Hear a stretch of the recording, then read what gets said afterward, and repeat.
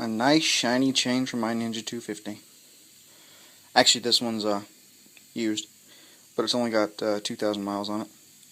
Got it off eBay, looked at it. Looks great. The chain on my bike is worn, to say the least. It's actually worn unevenly. I have issues with it. While I'm riding, it gets loose and tight on its own. So, that's what we're doing today. We're going to change it. The reason it's worn unevenly, I have no idea. I bought this bike, it only has 5,000 miles on it. The people that had it before me really didn't take care of it, but that's a video all in itself. Anyway, point being, I got stuck with it, and I'm the one that's got to fix it. And if you notice right now, the chain's kind of loose. Actually, the chain's really loose. However, as I turn my wheel, it gets really tight. And then it'll get loose again all on its own. Right now it's tight. Yep, see there, it just got loose. You saw what my issue is. It gets loose and tight all on its own. You can see it snap tight. See this? Just it was sagging. It came up on its own, and you can watch it drop too. As it see it drop. Yeah. So it's worn unevenly. It needs to go. So it's gonna. So yeah. Now, I can't find a master link in this damn chain. I have no idea. So what I'm going to do, I'm going to loosen my back tire, slide it forward, and get the chain off of. Loosen it, slide it forward, get the chain off of the sprocket here, and then we'll get it off the drive sprocket. And then there's one large bolt here that holds on my swing arm. I'm just going to, remove that, pull the swing arm back, and slip the chain out, slip a new one in. It won't take a minute. It's no big deal. I've already got my chain guard off. I've got that guard off up there. If you've ever serviced your chain, you should know how to do that, and you really need to service your chain. But, for the record, there's two 10mm screws, well, fasteners, bolts, right here and right here. And then the plastic cover comes off. It's that long plastic thing there. And to get this guard off here, which is actually this, and it sits this way on the bike. It sits just like this. There are 3 fasteners with 8mm heads right here, and right here. However, you will also need to remove your shift linkage, which goes, well, sort of kind of in this position right here normally. It has a bolt through the top of it right here with a 10mm head, and I got to that with a wrench. That's this bolt right there. That's the stage we're at right now. You'll notice a jack under here. I'll show you where I have the jack placed to get the rear tire off the ground. Someone's going to yell at me for this, I know they are. Can you see into there? No, you really can't. Hopefully you can see. I have it placed right, actually where you where the oil drain is. I'm going to place it on that. I'm not worried about it breaking or causing any damage. This bike only weighs about 300 pounds, guys. As long as you don't do anything too stupid while it's up here, it should be just fine, and I wouldn't worry about it. I do definitely have some air on my back tire. It's off the ground. And it's fairly sturdy. I wouldn't try and sit on it or let anybody bump into it. But it's not going anywhere for what we need to do.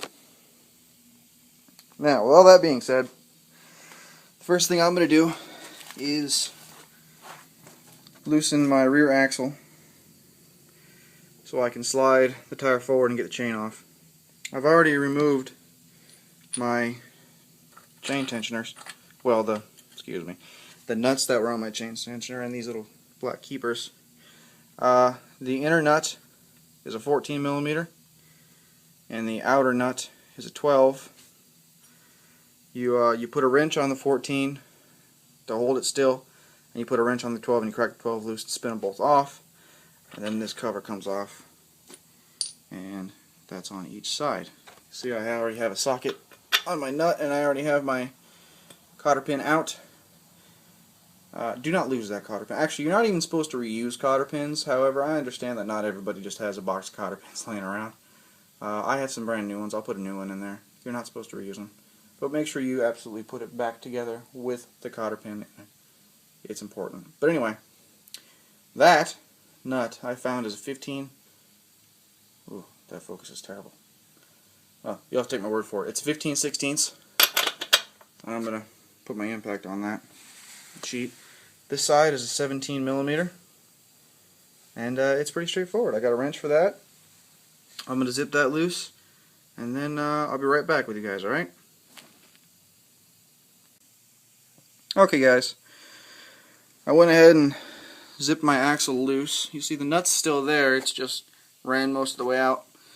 Then I took my hand and I smacked the back of the tire, I pushed it forward, and now I've got miles of slack in this chain. At this point it's pretty easy. You pull the chain up, you pull it out, and you begin to turn the tire, and just like your bicycle when you were a kid, slips right off there. That's it. Now I can get the nut off the other side of that, pull the axle out, and take the rear tire off. Okay, tire's off. Very cool. What I did, I supported it with one hand and pulled the axle out with the other, and then just rolled it all the way, set it down. No big deal. While I have that axle out, I am going to grease it. And that's in terms of the front of our chain. I'm probably going to need two hands again, but now that everything's loose, it'll come right off the sprocket here with no problems. But then it's still going to be wrapped around our swing arm. I have another socket right there for the head of this bolt. This is the nut side. We're looking right above our shifter. There's some black covers. Looks just like that. It just pops off, no big deal. It looks just like this one here. And this is the nut on this side. What is this? I found a 22 millimeter fits the nut side. And on the head of the bolt, which is on the other side, right above your brake levers, is 7/8. I'm going to put that 7/8 on the end of my impact, and I'm going to zip it loose. And then we can pull our swing arm back. Now I'm not going to take the swing arm all the way off. To do that, I would have to undo that bolt there for my shock, and then I would have to undo this bracket here for this, for this brake hose. I know that my caliper is hanging from the brake line right now, and everybody in the world tells you not to do that. But to be honest with you, this caliper might weigh 1.5 pounds or 2 pounds. It's aluminum. It's really light. It's not going to hurt anything, guys. Just don't jerk on it, or yeah. Wow, don't go there. Just be easy with it, okay? And it should be just fine. But I don't feel like unassembling all that stuff, so I'm going to undo that bolt. I'm going to hopefully swing the swing arm up in an arc like this, pivoting on my monoshock there. Pull the chain out, and then we'll get with you. Okay guys, that's off. I removed the bolt from in here, which passes through the pivot point on the swing arm. I didn't want to remove the shock, but I had done, well, I can't get a shot of it. I had done bolted, there's the bottom of it. It bolts up right there. And there's also a second bolt right in front of it. You see that hole there on the left side of the screen. And then I just, I pulled the swing arm back and slipped the old chain out. Now what I'm going to do, I'm going to slip the new chain around the swing arm, and I'm going to put it back up there. I'm going to start with the big bolt here in the center. See my finger where it comes out and goes through here, and then I'm going to put the shock back on. We'll get that all tightened up, and then I'll be right back with you. Okay everybody, we have our main swing arm bolt back in here. It's tightened up.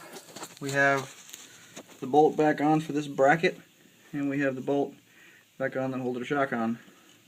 Just want to show you that push drive real fast, and then we'll put our wheel back on. Yeah.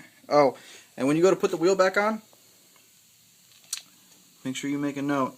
Your brake caliper sits around like this. Okay, and this channeled area goes around this little hump here on your swing arm. That keeps your your caliper from flopping back and forth. It's pretty important. Make sure you have that on there. And your push drive is pretty easy to get to. Your sprocket pushes into it, and to get to it, once you have the wheel off, you just pull the sprocket off. Nothing actually holds it on there. It's not actually bolted. And it's a piece of rubber. It pops out. I'm not gonna, but that's how you get to that if you ever need to. So for right now, I'm gonna get the wheel back on there, and then we'll be back.